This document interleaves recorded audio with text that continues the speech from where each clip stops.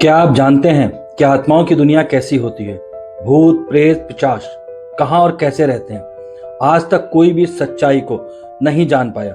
किसी को नहीं पता कि आत्माएं कैसे और कहाँ रहती हैं। कौन जाने कि आत्माएं भी इंसानों के जैसे घूमती फिरती मौज मस्ती करती हैं या फिर किसी अंधेरी जगह में मोक्ष पाने का इंतजार करती रहती हैं। लेकिन आज मैं आपको जो सच्ची कहानी सुनाने जा रहा हूँ उसमें आत्माएं आम इंसानों की तरह पार्टी और मौज मस्ती ही नहीं करती, बल्कि वो सब कुछ करती हैं जो आम इंसान सोच भी नहीं सकते। शायद आपको मेरी बात पर यकीन ना हो, लेकिन ये बात बिल्कुल सच है। मेरठ में एक ऐसा हॉन्टेड हाउस है जहां आत्माएं नाचती हैं, गाती हैं, पार्टी करती हैं। वो सब कुछ कैसे शुरू हुआ, आइए जानते हैं। भारत 1945।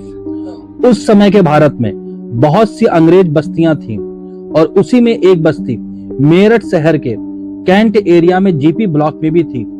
पर यह जीपी ब्लॉक अपनी अंग्रेज बस्तियों के कारण प्रसिद्ध नहीं है, बल्कि यहाँ एक ऐसी हवेली स्थित है जहाँ कुछ ऐसी भूतिया घटनाएं घटित हुई कि यह हवेली भारत की 10 सबसे बड़ी भूतिया स्थानों में से एक स्थान बन गया।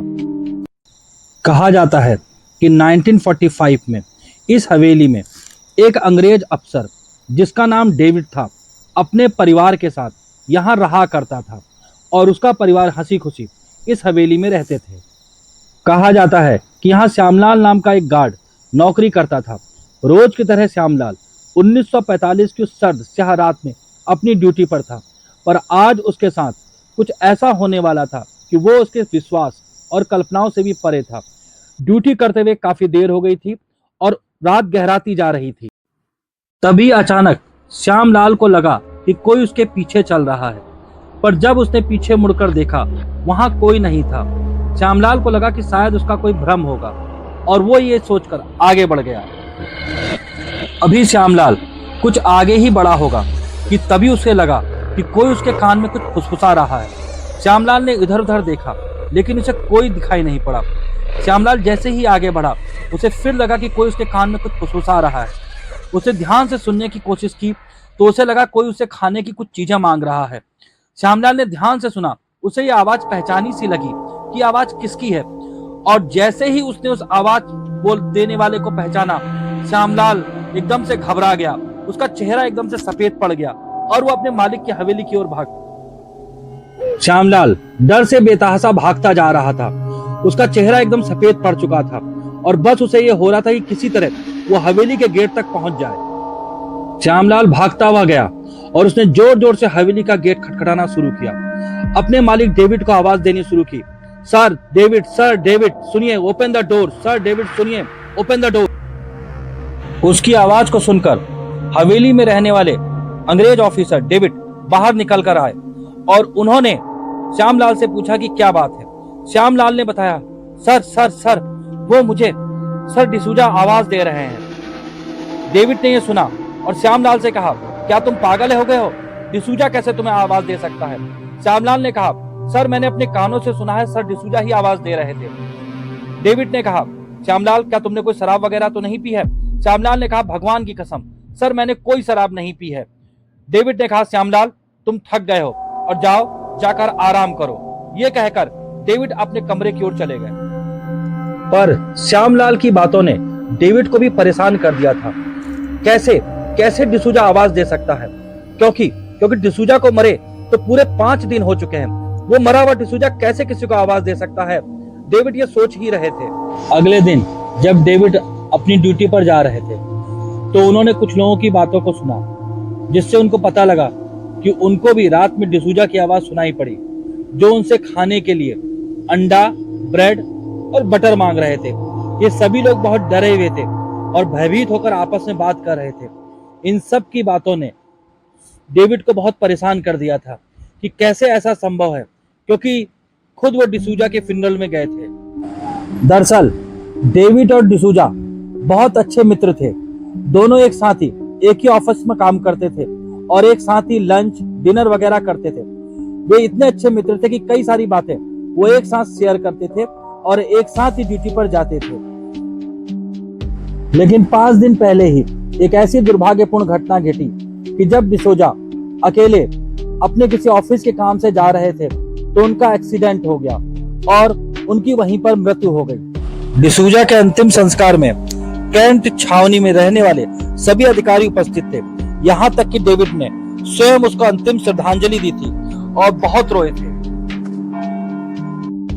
डेविड की मौत के 5 दिन बाद ही कैंट एरिया में कुछ ऐसी भूता घटनाएं घटित होने लगी कि लोगों के मन में डर का माहौल बन गया। वहां रहने वाले लोगों के बीच में ये फुसफुसाहट होने लगी, उनके बीच में अफवाहें फैलने लगी कि डेविड का भूत रात को इसी कैंट एरिया में घूमता है और लोगों से खाने पीने की चीजें मांगता है। लोग ये कहने लगे कि डेविड का भूत बहुत भूखा है और वो खाने के लिए अंडा, ब्रेड और मक्खन की मांग करता है। इसी डर से लोगों ने उस कैंट एरिया में शाम को आना जाना बंद कर दिया। कई लोग जो वहां से गुजरते थे अब वो अपने साथ अंडा, ब्रेड और मक्खन लेकर निकलने लगे और वो उसी चौराहे पर छोड़ के चले जाते थे और पीछे मुड़ के नहीं देखते थे कि उनके लाए हुए सामान का क्या हुआ। समय बदला और सन 1947 आया, भारत की आजादी का दिन। सभी लोग बहुत खुश थे, लेकिन आजादी मिलने के बाद भी उस कैंट एरिया में घटने वाली भूता घटनाएं कतई कम नहीं हुई, बल्कि समय के साथ वो और बढ़ती ही चली गईं। आजादी मिलने के बाद अंग्रेज वापस इंग्लैंड जाने लगे। उनमें से डेविड भी अपने परिवार के संग वापस इंग्लैंड चले जाना चाहते थे। कई लोग कहते हैं कि डेविड अपने परिवार समेत वापस इंग्लैंड चले गए, लेकिन वहीं पे कई लोगों का यह भी कहना है कि डिसूजा के भूत ने डेविड और उनके परिवार को उसी हवेली के अंदर बांध लिया और अपने मित्र के परिवार को उन्होंने वापस इंग्लैंड नहीं जाने दिया।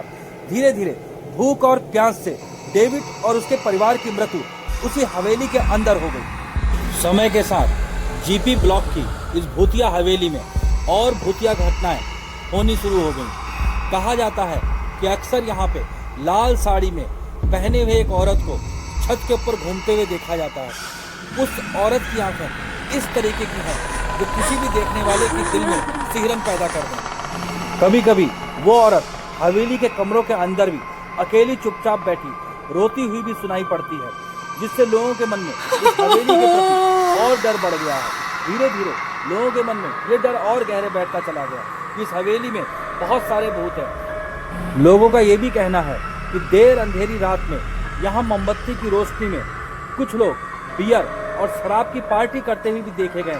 लेकिन जब लोगों ने पता करने की कोशिश की कि कौन लोग यहाँ पे पार्टी कर रहे हैं, तो वहाँ उनको कुछ नहीं मिला।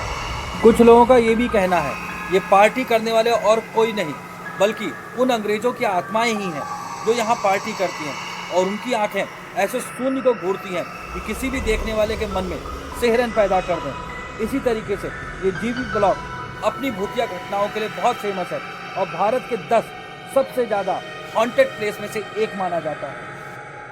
आखिरकार कैंट छावनी में रहने वाले मिलिट्री के इंडियन अफसरों ने अंत में निर्णय लिया कि इस हवेली को बंद कर देना चाहिए और ये हवेली आज भी वीरान और सूनी पड़ी है। अब ये खंडहर का ढेर बन चुकी है, ना तो इसको कोई खरीदने वाला है और ना ही कोई इसको बेचने वाला है। यह हवेली अब भी वैसे ही सूनी और वीरान पड़ी है और भारत के 10 सबसे ज़्यादा हॉन्टेड प्लेस में से एक है।